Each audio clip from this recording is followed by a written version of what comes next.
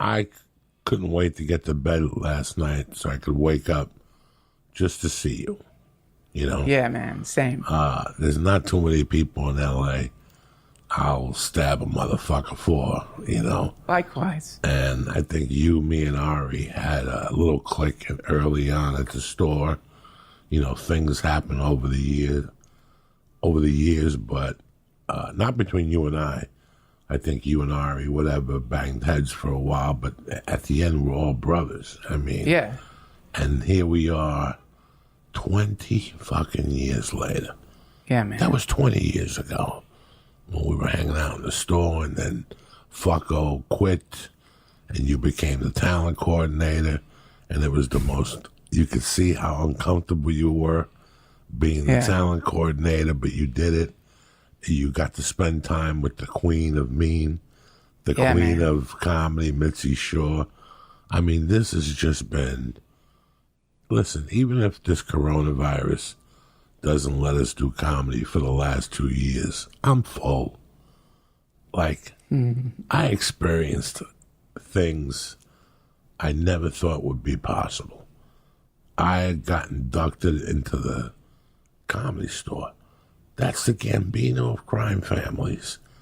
I wasn't an associate for a year. I went in there 3 times and she passed me. And after that, I did what the fuck I wanted. I became the comic who I am today. Yeah. What are your thoughts on this? That 20 years we've been fucking around. You were a kid when I almost killed that fucking ventriloquist of yours. Because the cocaine would tell me that he was going to come and get me in the middle of the night. Well, you know, man, there's no such thing as time. This is what I love about the Ram Dass community that I'm part of, is they have these really great hippie ideas, which I really like to think about, which is that there's something called, what they call it, soul pods. Like the way dolphins swim in pods, like souls do the same thing, except instead of, we swim together through incarnations. Like our bodies are the ocean that our souls swim through, and we've been doing this forever. So whenever we die, or whenever we always come back and find each other, and we find each other in all these different ways. You know, in this case, it was like through comedy, but we've been doing this way longer than that, man. Sometimes we're probably fishermen. Sometimes we're probably in the military. Who knows, man? Sometimes we're doctors. Sometimes, who knows, we're bums. Sometimes we're like crazy people. Sometimes we're in mental asylums. Sometimes we're like birds. We're like flocks of birds, but we always come back, which is why, you always know too, because there's certain people you meet and they're cool or whatever, but you're never going to see them again. Or if you talk to them, you'll talk to them here and there. But there's certain people you meet and it just is you just start up like you knew them forever, even though you just met them that day.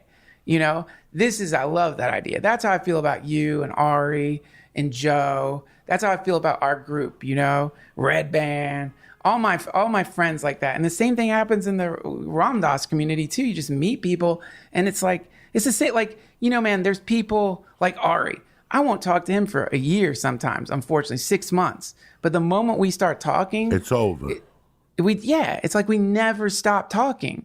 There isn't like it doesn't feel like a year went by. It's just like, oh yeah, we're just exactly back here. So I really do think that that's what happens with us, is we just keep sort of finding each other through lifetime after lifetime after lifetime. And each time we probably, hopefully, are learning a little bit more, getting a little bit more, kinder to ourselves, a little less fucking crazy. And I think over the last 20 years, we watched that happen over the last 20 years. I can't think of one of us that got worse. When you were living with Joe for a while. I think about it all the time, 1998 or something like that. Yeah. 99, you were living with Joe. And I mean, I still remember you and Red Band getting into an argument in San Jose at breakfast. So embarrassing. He threw the hat at you. I can't believe he didn't wait for me. And you're like, fuck you. And it was, you were laughing so hard, Joey. I'll never forget your laughter. I was howling because I love this shit. Somebody getting into an argument at breakfast. It's just, we've seen each other grow. And what about the guy in Houston that would show up with the jars filled with Vicodins?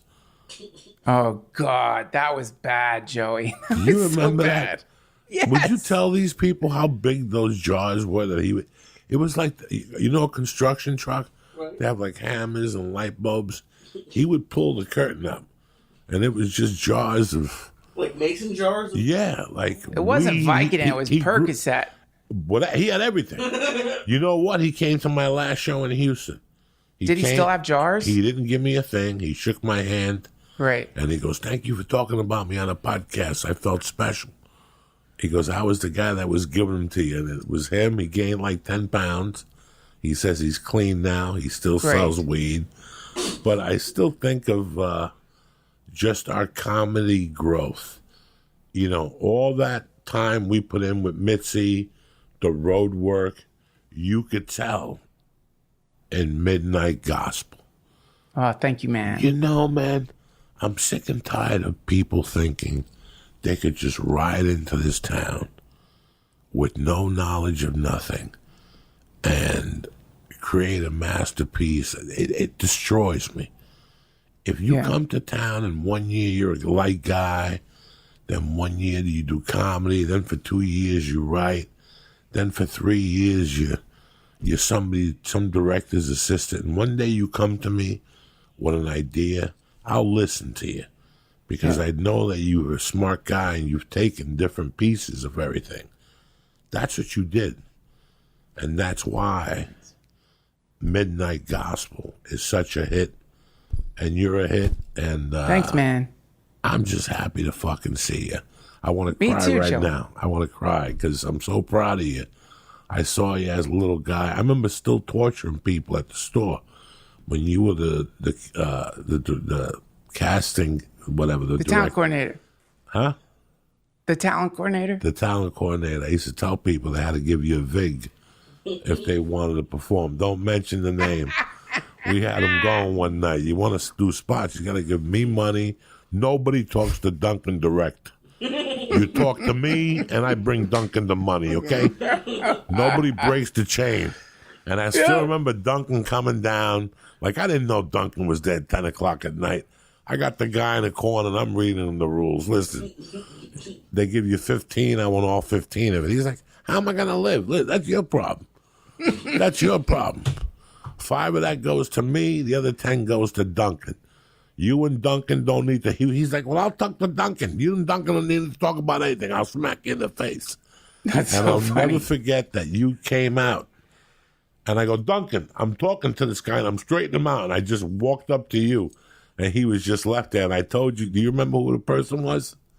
No. No. And I remember you walked away, and you're like, what's going on? And I'm like, I got this kid believing he's got to give us his $15 to get on stage, and we were just dying about it. And we did. It was, for one, you don't realize, and you can't. Maybe you do, but like, you're terrifying, man. Like, if you're new at the Comedy Store and I don't know you. You know, you're like Joey Diaz. You know, you have series clout. You're fucking hilarious, and also there's like, you know, the artistic hierarchy. There's a meritocracy at the Comedy Store, which I always loved about it. It was always that. It was like great if you have a show or something like that, but what really mattered is if you're funny or not. And I love that about that place. In general, a structure forms around that, which I always liked. I like that. You know, I came up with the Hare Krishnas, and they were really into this concept of what's called the disciplic succession, which is that this idea that like it's you know, a kind of light gets passed down through the generations, that from a teacher to a student. And it, you know, it's a very sweet thing if you're lucky enough to get that transmission, and then you have it inside of you. It's not like something in your head, it's in your heart. And so like, you know, the Comedy Store had that quality to it, which is like people like you had that light, you know, and then like people like me could sense that and wanted it to some degree, you know, and then there was a lot of respect involved in there. Not like ass-kissing respect, but just a lot of respecting just what you're saying, which is like, you don't just walk into the fucking Comedy Store and it works out for you. Like, I don't give a fuck who you were. When I first got there, man, I literally thought I was one of the funniest people. Like, I can remember like Jeff Richards sitting in a car with him and he's just making me laugh. But for me, I'd never encountered someone who trained themselves in the ability to make people laugh. I'd always been accidental, you know? And so I just remember like suddenly realizing like, holy shit, man, you are a tiny fish in a very, very big pond here, man. Just because you were making people laugh on the fucking school bus doesn't mean anything, you know? And I had to deal with all that pride. I had stupid hubris too, man, because I had, you know, like I'd used making people laugh as a tool. I assumed it was like, I must have been at the top of my game. I did prank calls in college. Surely I've got to be one of the funniest people ever. Then you run into someone like you. You know what I mean? Who's on stage like killing, but you don't even, you realize stand-up comedy wasn't even what you thought it was anyway. You realize that even the idea you had of what comedy was wrong. And then suddenly you're seeing whatever the fuck the thing is, which I still don't think, they call it killing now. I think that's the wrong word for it. I don't know what it is. There's probably better words out there, but you know what I'm talking about, man. When someone's on stage. I think the better word is communicating at a high level. Yeah, that's a good word for it. Because I'm making you forget about everything that's going on, and I'm making you hold on to your stomach. But most importantly, I'm making you laugh against something you believe in. Because I believe, I told Lee to become a really good comic sometimes, you have to talk about shit that is truly against you. That's what even makes it funnier. That you don't believe in it. Like, you have to believe in it. I'm confusing myself.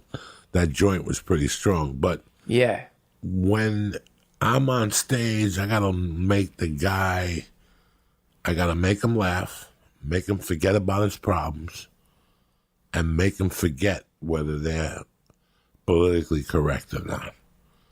Let them catch themselves laughing and going, oh, this motherfucker got me. I better stop playing that politically incorrect game. It's like when you play the South, the Bible Belt states. For me, 10 years ago, 15 years ago, I would come out of the box strong. But after 8, I would make them remember themselves that they were Christians, and my show went south. Now I go up there, I don't give a fuck if you're Christian. Right. We're going to talk about how to fuck from behind and eat that ass deep with the fucking cross around your neck. And now you got them laughing at what they, it's just a weird gift. And I'm always grateful, especially when I look across from you, knowing that part of Midnight Gospel, a little bit of it came from all those nights being in the original room and going up there with fucking Momo and playing I Wish You Were Here. And that's how that mine started. I never forget being in the back of the original room on a Sunday night. I'm hosting, and I bring you up, and you got fucking Momo and Wish You Were Here, and he's talking to you. And this is a complete different mind. You believed in it. You were committed to this character, and that's what made it fucking kill on Sunday nights. Yeah, and then man. you and I went on the road with Rogan, and we would go to San Francisco and San Jose, and you would do Little Momo, and I would tell you, you better hide that cocksucker, because I'm going to break into your room and kill him in the middle of the night and shit.